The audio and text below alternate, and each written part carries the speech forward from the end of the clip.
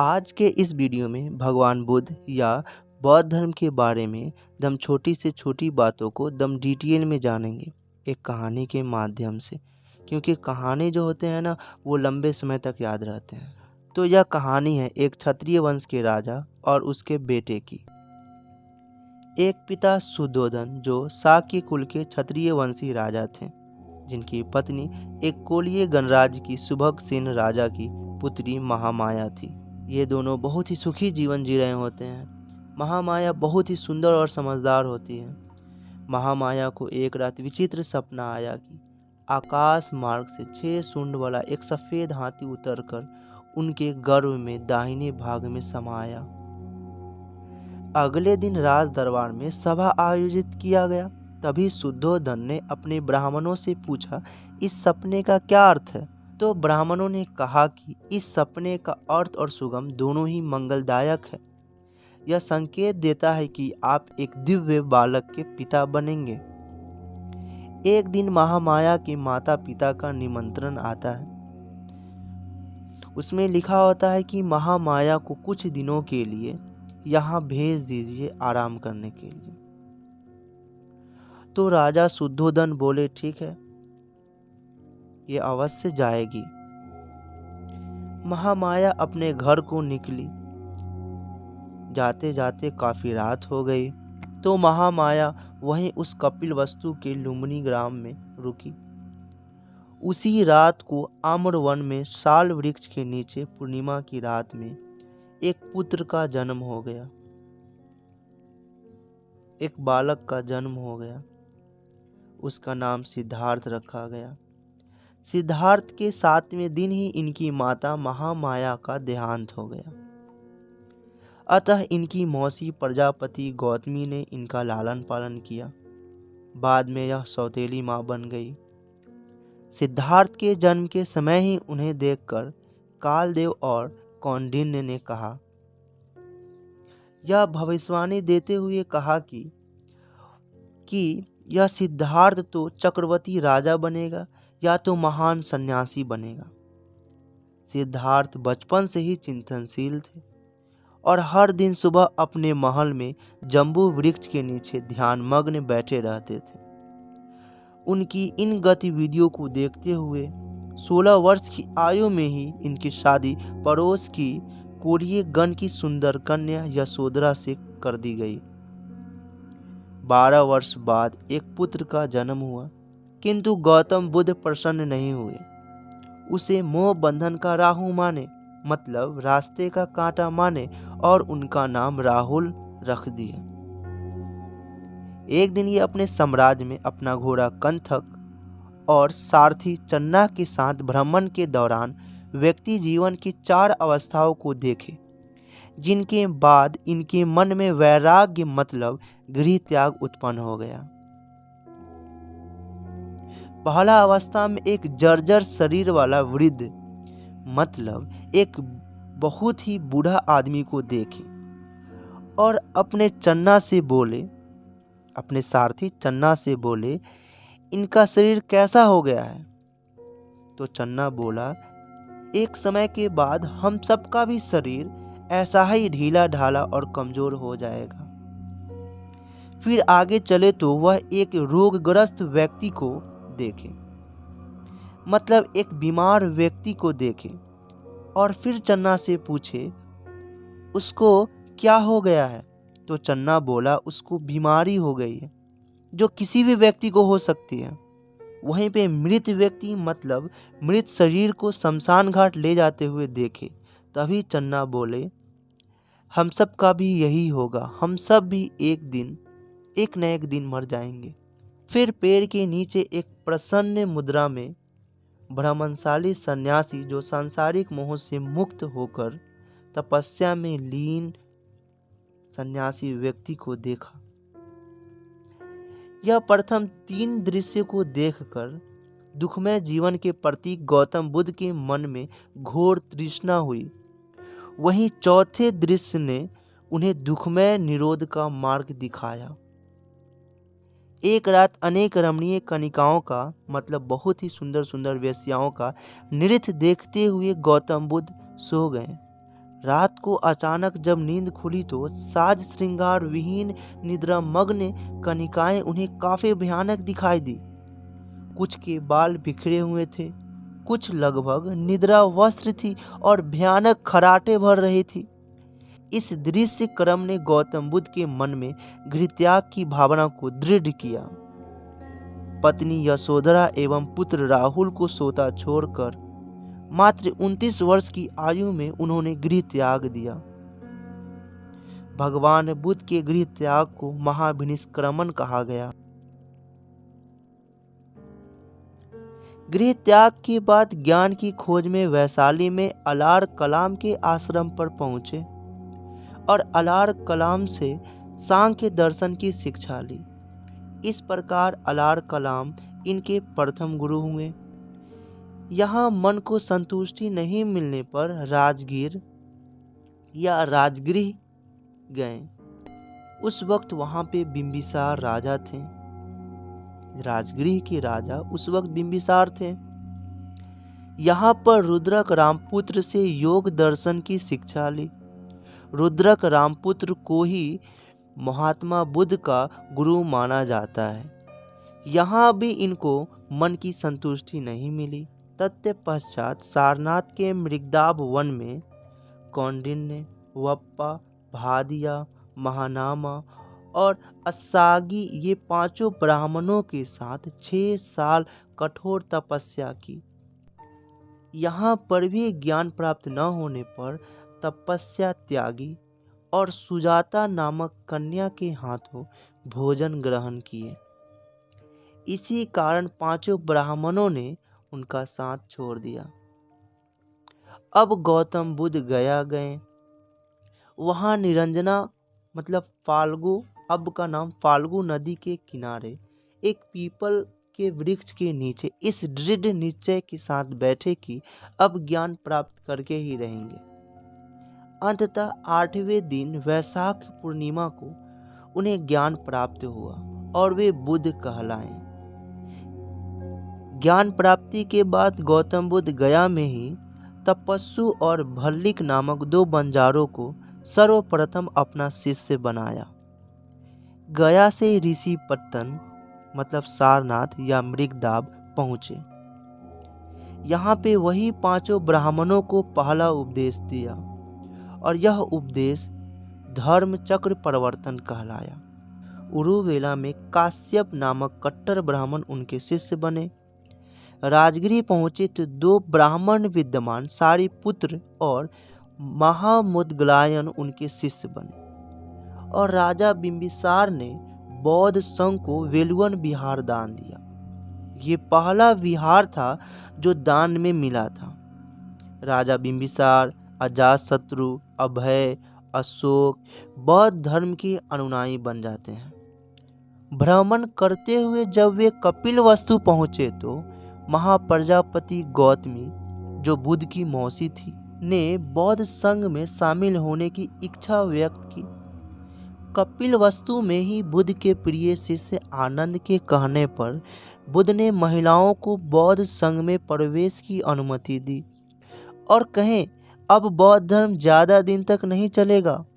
बौद्ध धर्म अपनाने वाली पहली महिला प्रजापति गौतमी थी जो उनकी मौसी थी और दूसरी महिला अम्रपाली थी। महात्मा बुद्ध बारिश के समय में वो भ्रमण नहीं करते थे, किसी एक जगह रुक जाते थे तो वही वर्षावास कहलाता था। बुद्ध का पहला वर्षावास मूलग्रंथ कुति विहार में, अंतिम वर्षावास वैशाली के वेलुवन विहार में और सर्वाधिक वर्षावास श्रावस्ती में हुआ। इस वजह से इन्होंने सर्वाधिक उपदेश श्रावस्ती में ही दिए। इन्होंने श्रावस्ती में उंगलीमाल डाकू को शिक्षा दी और शिष्य बना लिया। एक रात जब उंगलीमाल उनके आश्रम में आए और उनसे जोर जबरदस्ती करने लगे और उन्हें कहा कि आप अपना उंगली काट के दीजिए और उन्हें कहा कि मैं उंगलीमाल डाकू, मैं सबका उंगली काटता हूँ, ये देखिए मेरा उंगली का माला। तो भगवान बुद्ध बोलते हैं कि आपको यहाँ क्या काम। तो उंगलीमाल डाकू बोलते हैं कि मैं आपका उंगली काटने आया हूँ, मैं उंगली माल डाकू हूँ। तो भगवान बुद्ध अपना हाथ दे दिए। तो उंगली माल डाकू बोले कि आपको डर नहीं लगता, आप अपना उंगली दे दिए हमको। तो भगवान बुद्ध बोले कि मुझे क्यों डरना, तुम डरते हो, तुम दिन में नहीं निकल सकते हो, तुमको हर पल डर रहता है कि तुम्हारा ही आदमी तुमको मार ना दे, तुमको हर पल सबसे सावधानी पूर्वक रहना पड़ता होगा, है ना।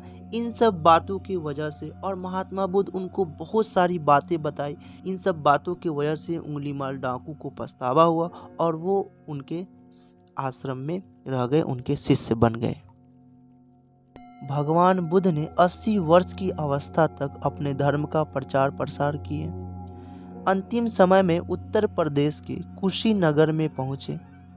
इस स्थल पर चुंद नामक लोहार के यहाँ सूकर मतलब सुअर का मांस खाने के बाद उदर विकार के चलते साल वृक्ष के नीचे 483 ईसा पूर्व में मृत्यु को प्राप्त हुए, जिसे महापरिनिर्वाण कहा गया। भगवान बुद्ध का अंतिम वाक्य सभी धर्म अप्रमाद मतलब व्यर्थ है, निर्वाण या मोक्ष के लिए प्रयत्न करो। महापरिनिर्वाण के बाद गौतम बुद्ध के अवशेषों को 8 भागों में विभाजित किया गया, जिसे अष्ट महास्थान कहते हैं। ये तो कहानी हो गई, और कुछ भगवान बुद्ध के जीवन से संबंधित प्रतीक को जान लेते हैं, है ना। हाथी किस चीज का प्रतीक था? तो हाथी दिव्य बालक गर्भ में जो सपना आया था उसका प्रतीक था। कमल जन्म का प्रतीक था। सांड युवा अवस्था का प्रतीक था। घोड़ा गृह त्याग का प्रतीक था। चक्र प्रथम उपदेश का प्रतीक। बोधि वृक्ष ज्ञान प्राप्ति का। शेर समृद्धि का। पद चिन्ह निर्वाण का। स्तूप मृत्यु का। और त्रिशूल त्रिरत्न का। बौद्ध धर्म के सिद्धांत और शिक्षाएं के बारे में जान लेते हैं, ठीक है। बौद्ध धर्म बुद्धिवादी धर्म था, इसमें अंधविश्वासों का स्थान नहीं था। बौद्ध धर्म के अनुसार मनुष्य के जीवन का चरम लक्ष्य निर्वाण प्राप्ति है। गौतम बुद्ध ने संसार को दुखमय से परिपूर्ण माना और इसका मुख्य कारण तृष्णा मतलब इच्छा को बताया। गौतम बुद्ध को जो ज्ञान प्राप्त हुआ वह क्या था? गौतम बुद्ध को जो ज्ञान प्राप्त हुआ तो वो क्या था? वह ज्ञान यह था कि जीवन कैसे सुखमय हो। इसके लिए उन्होंने 4 आर्य सत्य और अष्टांगिक मार्ग का अनुसरण आवश्यक बताया। भगवान बुद्ध के मुख्य उपदेश को 4 आर्य सत्य कहा गया, है ना। वो 4 उपदेश क्या थे? दुख के बारे में बताया कि दुख क्या है। गौतम बुद्ध के अनुसार समस्त संसार दुख से व्याप्त है।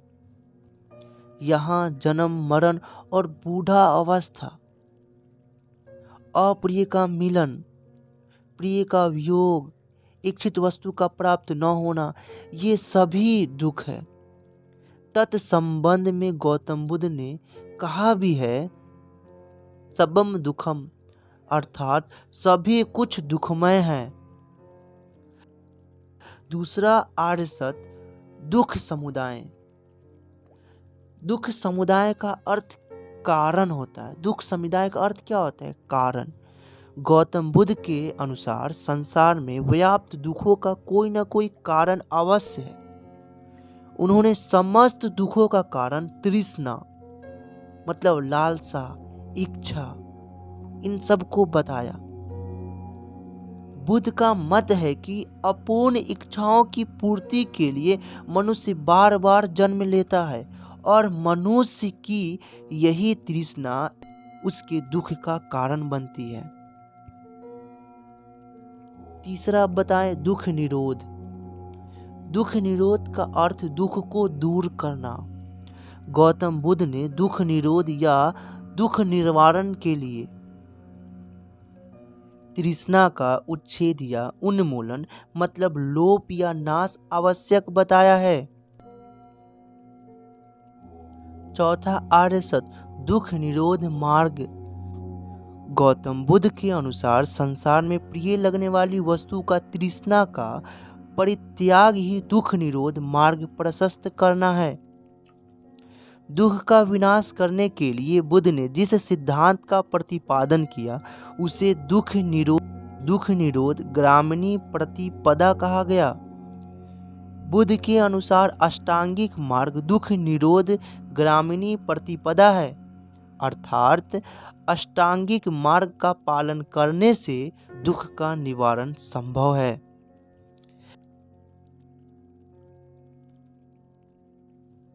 भगवान बुद्ध के द्वारा दिया गया 8 मार्ग है ना, 8 दुख को दूर करने वाला मार्ग जिसको अष्टांगिक मार्ग कहा जाता है। तो उनका पहला मार्ग था सम्यक दृष्टि। सम्यक दृष्टि का मतलब क्या होता है कि सम्यक दृष्टि, इसका मतलब कि जो हम लोग ऊपर जो 4 आर्य सत्य पढ़े हैं ना, उनका सही परख होना ही सम्यक दृष्टि कहलाता है। दूसरा सम्यक वाणी, मृदु वाणी का प्रयोग मतलब नर्म वाणी का प्रयोग। हम लोगों को किसी से बात करने वक्त एकदम नर्म वाणी, एकदम आराम से, एकदम प्यार से बात करनी चाहिए। तो वही क्या है, सम्यक वाणी। सम्यक संकल्प मतलब भौतिक वस्तु और दुर्भावना का त्याग होना चाहिए, त्याग करना चाहिए। सम्यक कर्म, सत्य कम करना चाहिए मतलब अच्छा काम करना चाहिए। 5वां सम्यक आजीव मतलब सदाचारी जीवन जीते हुए ईमानदारी से आजीविका कमाना चाहिए। सम्यक व्यायाम विवेकपूर्ण प्रयत्न और शुद्ध विचार ग्रहण करना और अशुद्ध विचारों का त्याग सम्यक व्यायाम है।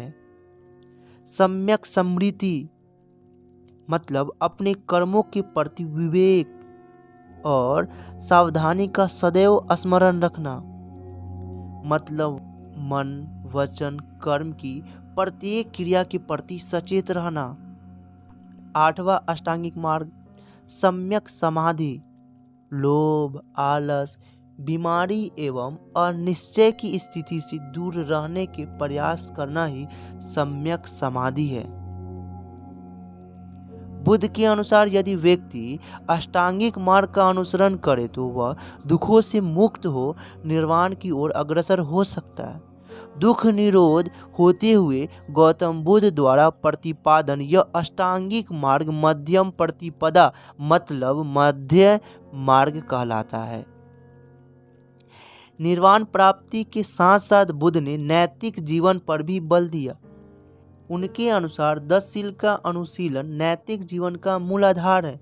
ये 10 शील क्या क्या है, तो ये 10 शील अहिंसा, सत्य, अस्तेय मतलब चोरी नहीं करना, अपरिग्रह मतलब धन को संग्रह न करना, ब्रह्मचर्य, नृत्य व संगीत का त्याग मतलब डांस और गाना का त्याग, सुगंधित पदार्थों का त्याग, असमय भोजन का त्याग, कोमल संज्ञा का त्याग, कामिनी कंचन का त्याग, इन सब का त्याग, ये सब जो है वो 10 शील कहलाते हैं, है ना। और भी इनके सिद्धांत थे जैसे क्षणिकवाद मतलब संसार की प्रत्येक वस्तु क्षणिक और निरंतर परिवर्तनशील है। अनीश्वरवाद जैन धर्म की तरह ही बौद्ध धर्म में भी ईश्वर की सत्ता में विश्वास नहीं था। कर्मवाद बौद्ध धर्म में कर्म फल के सिद्धांत को तर्क संगत माना गया है। अनात्मवाद बुद्ध आत्मा की परिकल्पना को स्वीकार नहीं करते हैं। इनके अनुसार व्यक्ति के अंत के साथ ही आत्मा का भी अंत हो जाता है। पुनर्जन्म है ना, पुनर्जन्म जो इनका एक सिद्धांत कर सकते हैं या इनके धर्म में एक बात है ना। तो ईश्वर और आत्मा में विश्वास न होते हुए भी बुद्ध का पुनर्जन्म में विश्वास था। उनके अनुसार कर्म फल पुनर्जन्म का कारण तो है, पर कर्म को आगे जन्म में ले जाने वाला माध्यम आत्मा नहीं है। बुद्ध का क्या कहना है जाति प्रथा के बारे में? जाति पाति के भेद को मिटाकर बौद्ध संघ के द्वार सभी जातियों के लिए खोले गए। निर्वाण के बारे में क्या बात है? निर्वाण के बारे में, बौद्ध धर्म में जीवन का परम लक्ष्य निर्वाण प्राप्ति माना गया है। जीवन मरण चक्र से मुक्ति ही निर्माण है। बौद्ध धर्म के निर्माण का सिद्धांत वैदिक धर्म के निर्माण के सिद्धांत से पूर्णतः भिन्न है।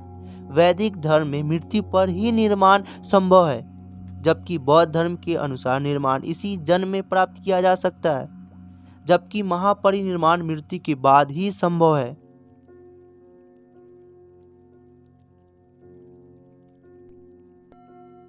अब हम लोग थोड़ी सा बौद्ध संघ के बारे में जान लेते कि बौद्ध संघ क्या होता था, किसे कहते, ठीक है। बौद्ध धर्म में संघ का भी महत्वपूर्ण स्थान है। धर्म को प्रचार प्रसार करने के लिए संघ भी बहुत ही आवश्यक अंग था। सारनाथ में धर्म चक्र परिवर्तन के बाद 5 ब्राह्मण शिष्यों के साथ गौतम बुद्ध ने सर्वप्रथम संघ की स्थापना की। संघ में भिक्षुओं को नियमों का पालन अनिवार्य था। वे कयास मतलब गेरुआ वस्त्र धारण करते थे। प्रातः काल भिक्षा मांगने एवं दिन में धर्म प्रचार उनकी जीवन शैली थी। गृहस्थ जीवन में रहकर बौद्ध धर्म को मानने वाले को उपासक और उपासिका कहा जाता था। प्रारंभिक अवस्था में बौद्ध धर्म के द्वार सभी वर्गों के लिए खुले थे, परंतु कालांतर में बुद्ध को नवीन सामाजिक, धार्मिक और राजनीतिक परिस्थितियों में सामंजस्य बिठाने के लिए समझौतावादी नीति अपनानी पड़ी। अतः बुद्ध ने अल्पवयस्क, चोर, हत्यारों, ऋणी व्यक्ति, राजा के सेवक, दास एवं रोगी व्यक्तियों का संघ में प्रवेश वर्जित कर दिया, मना कर दिया। अपने शिष्य आनंद के आग्रह पर बुद्ध ने स्त्रियों को संघ में प्रवेश देते हुए चेतावनी भी दी थी, स्त्रियों के प्रवेश से संघ चिरस्थायी नहीं रह पाएगी, मतलब लंबे समय तक नहीं चल पाएगी।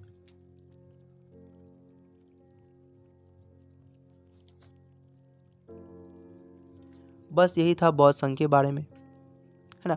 नेक्स्ट वीडियो में, मतलब आगे आने वाले वीडियो में, हम लोग बौद्ध के जो संगीतियाँ थी, मतलब बौद्ध धर्म की जो मीटिंग थी, मीटिंग मतलब संगीति सभा बैठक होती थी, उसको संगीतिया कहा गया, संगीति कहा गया, है ना। तो उनको अच्छी तरह से जानेंगे कि बौद्ध धर्म में कितनी संगीतियाँ हुई, मतलब कितनी दफ़ा मीटिंग हुई, उस मीटिंग में क्या क्या प्रमुख काम हुआ, इन सबको हम लोग जानेंगे, ठीक है। इसके बाद हम लोग स्तूप के बारे में जानेंगे, है ना। बौद्ध धर्म के बारे में पूरी डिटेल से 2 वीडियो में या 3 वीडियो में अच्छी तरह से जान जाएंगे, ठीक है। इस वीडियो में हम लोगों ने बौद्ध धर्म को कहानी के माध्यम से बौद्ध धर्म के जीवन शैली के बारे में जाने, उनके जीवन के बारे में जाने, फिर उनके बारे में जो जो कार्य किया गया, जो सिद्धांत था उनको जाने, है ना। फिर उसके बाद उनके संघ के बारे में जाने, है ना। नेक्स्ट वीडियो में हम लोग इनके संगीति के बारे में जानेंगे। बौद्ध धर्म हम लोग का पूरा खत्म हो जाएगा, ठीक है। बस इतना ही। अगर ये वीडियो अच्छी लगी हो तो इस वीडियो को लाइक कर दे और शेयर भी कर दे, और साथ ही इस तरह का वीडियो पाने के लिए इस चैनल को सब्सक्राइब कर दे और बेल भी बजा दे, ठीक है। और बहुत बहुत शुक्रिया इस वीडियो को देखने के लिए, and thank you so much for watching this video.